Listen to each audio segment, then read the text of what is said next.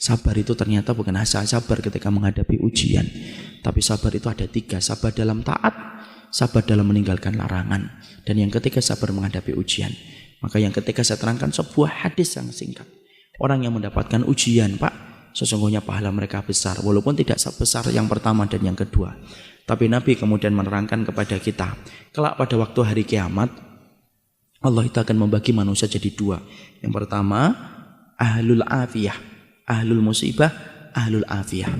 Dalam riwayat Ibnu Majah, Rasulullah itu bersabda, manusia nanti ketika dikumpulkan di padang mahsyar dibagi menjadi 2. Ada yang pertama ahlul musibah, yang kedua ahlul afiyah. Ahlul musibah itu siapa? Orang yang di dalam hidupnya diuji terus oleh Allah, sakit, bangkrut, dan lain sebagainya. Ini namanya ahlul musibah. Ada yang kedua, ahlul afiyah. Ahlul afiyah itu jarang diuji, jarang sakit, jarang kemudian mendapatkan musibah dalam hidupnya. Bapak tahu perintahnya Allah pertama kali kepada malaikat, uhsubu ahlul musibah. Hisab dulu ahlul musibah dulu. Yang ahlul musibah dihisab dulu, Pak. Dihisab, ditimbang, lalu kemudian ahlul musibah itu para malaikat berkata, ya Allah, ahlul musibah itu sudah habis. Tinggal dikit dosa-dosanya karena ditebus dengan berbagai macam musibah-musibah yang dulunya engkau berikan kepada mereka dalam kehidupan di dunia. Tinggal dikit saja. Kemudian Allah berfirman, u'tuhum salasan, kasih mereka 3. 1, khairan, kasih mereka surga. 2, afiyah, kasih mereka kekuatan. Kenapa, Pak? Siapapun di antara Bapak dan Ibu di sini yang mendapatkan ujian, pasti kekuatannya berkurang. Sakit, yang dulunya biasa lari 2 kilo menjadi lari 1 kilo. Pasti berkurang. Diganti oleh Allah dengan kontan di akhirat. Kasih mereka kekuatan untuk mengganti kekuatan yang aku ambil ketika aku memberikan ujian bagi mereka di dunia. Dan yang ketiga, mangzilah. Kasih mereka tempat yang tinggi di surga. Tempat itu tidak bisa diraih dengan sholat, tempat itu tidak bisa diraih dengan sedekah, tapi tempat itu hanya bisa diraih dengan orang yang sabar ketika mendapatkan ujian. Dinaikkan itu ahlul musibah ke tempat yang tinggi, sampai ahlul afiyah melihat itu mendoakan kepala mereka ke atas, saking tingginya ahlul musibah ketika ditempatkan oleh Allah. Lalu kemudian ahlul afiyah berkata, ya Allah, kalau setiap dibalik ujian akan mendapatkan kedudukan setinggi itu di surga, dan begitu mudahnya mereka dihisab karena sudah berkurang dosa-dosa mereka, tolong ya Allah, hidupkan kami sekali lagi, hidupkan kami sekali lagi, kasih ujian kami, potong-potong daging-daging kami, daging-daging kecil dan kami masih hidup, tidak apa-apa, selama kami mendapatkan 3 yang kamu berikan kepada musibah ketika di dunia, tapi tidak ada lagi balik ke dunia itu. Disitulah kita paham, Pak, ujian itu berat, tapi barangnya kontan. Kalau kita semuanya disenangkan dalam hidup, Pak, malah kita bingung dari mana kita akan mendapatkan pahala kesabaran.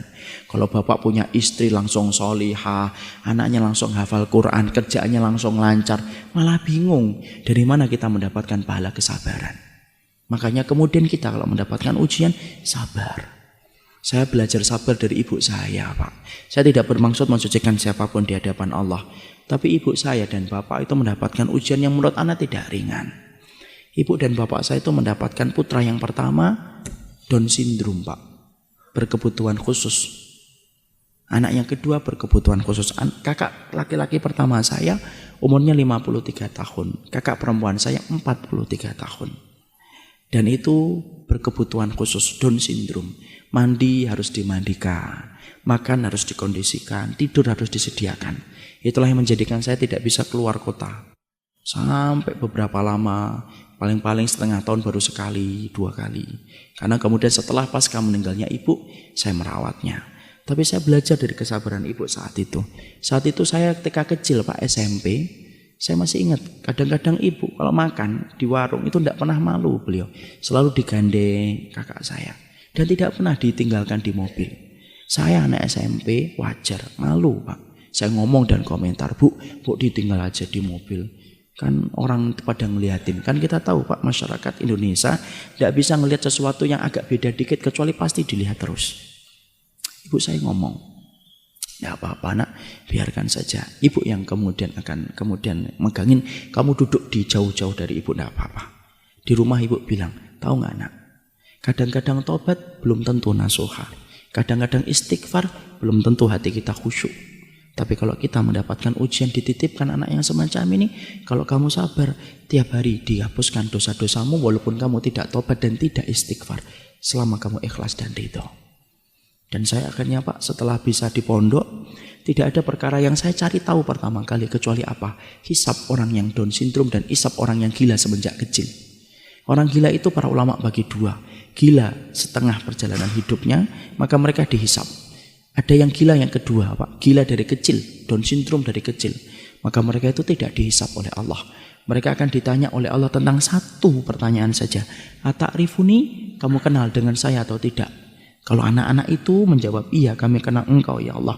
Langsung Allah masukkan ke surga. Tidak ada hisab salat, tidak ada hisab puasa, tidak ada hisab amal apapun. Karena mereka bukan mukallaf dalam kehidupan di dunia. Makanya saya ingat betul ketika ibu saya pernah nyisirin kakak saya. Ibu saya kemudian ngomong kepada kakak saya, nak, nanti kalau kamu sudah di surga, jangan lupakan ibu ya, jangan lupakan bapak, jangan lupakan adikmu. Karena kamu nanti insya Allah menjadi penduduk surga. Karena Allah cabut kenikmatan sementara di dunia dan pasti Allah balas di akhirat. Kakak saya tidak ngerti apa-apa ya, cuma diusap-usap kepala ibu saya. Dan sampai hari yang terakhir, ibu saya masih memandikan, masih kemudian mengganti bajunya, sampai malamnya beliau terserang dengan jantung. Selama 51 tahun beliau merawat itu. Dan saya belajar di situ apa? Ahlul musibah itu berat, tapi akhirnya manis bagi orang yang ridho dan orang yang ikhlas. Maka siapapun hari ini yang sedang diuji oleh Allah, sabar. Moga-moga Bapak kalau dimasukkan kepada ahlul musibah yang mendapatkan 3, khairon, afiyah dan mangzilah. Tapi kalau mendapatkan ahlul afiyah yang bersyukur sama Allah. Barakallahu fikum.